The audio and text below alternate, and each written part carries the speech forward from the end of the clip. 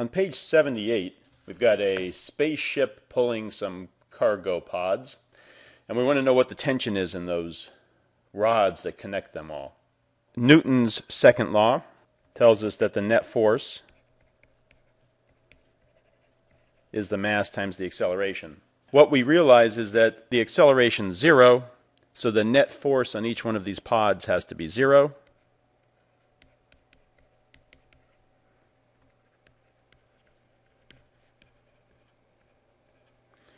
Because they're not accelerating, they're moving at constant velocity.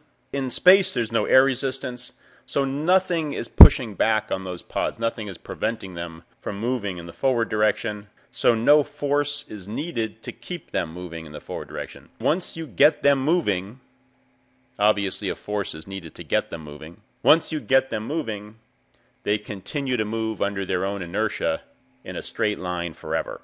So the answer to this problem is all the rods have 0 tension.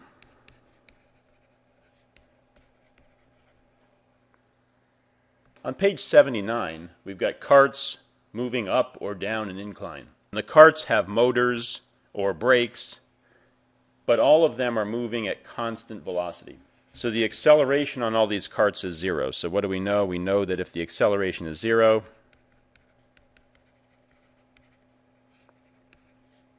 the net force has to be 0. Obviously, if there's a cart on an inclined plane, there's a force of gravity acting on it. If the cart is going up the inclined plane, like in A, gravity would be pulling against it, force of gravity, and the motor would have to be supplying some kind of a force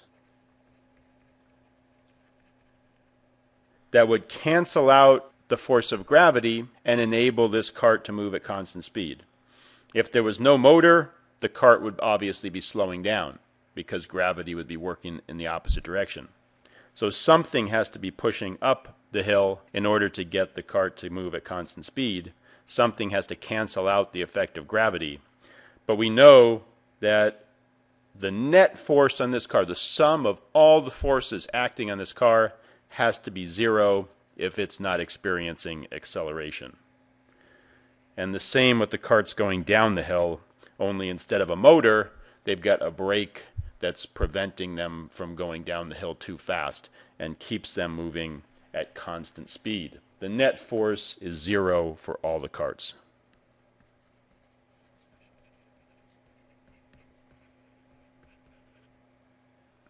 On page 80, we have 2 spaceships pulling these pods. It's exactly the same as the situation on page 78.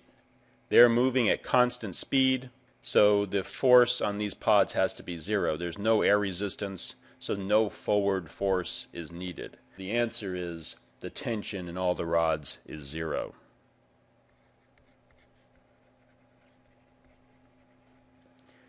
I know it's tempting to think that the larger mass is going to need a bigger force, but that's only when it comes to getting them moving. If these pods were at rest and we had to get them moving, a bigger force would be required on the larger, more massive pod than on the less massive pod because they are both accelerating at the same rate. So we could look at it this way. Acceleration is the net force over the mass. The mass is larger for pod 1 in case A, and both of those pods are connected, so they have to be accelerating at the same rate, then the force on pod 1 would have to be bigger.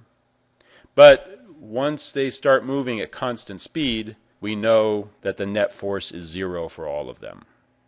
So Newton's second law tells us that the net force is the mass times the acceleration.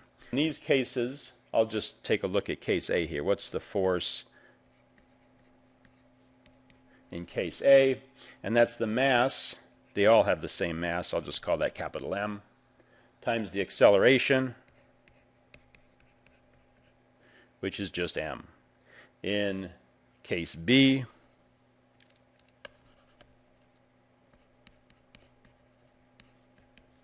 it's the mass of the stone times its acceleration, so it's twice as much.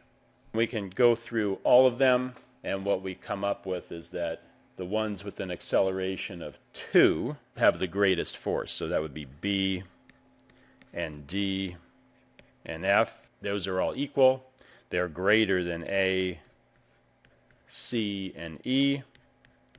And those are all greater than 0. I always like to include 0 in my ranking just to make sure I understand things completely.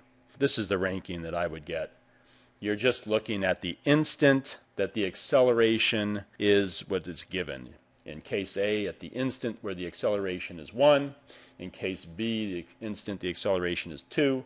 We don't care what the velocity is. If the velocity is bigger, like for case A has a larger velocity than case B, but a smaller acceleration, that probably means that that hand has been pushing on that stone for a longer period of time to get it up to that speed. But we don't care what happened in the past. What we care about is the instant shown. The velocity at this instant is irrelevant. All we care about is the acceleration and the mass of the object to determine the net force.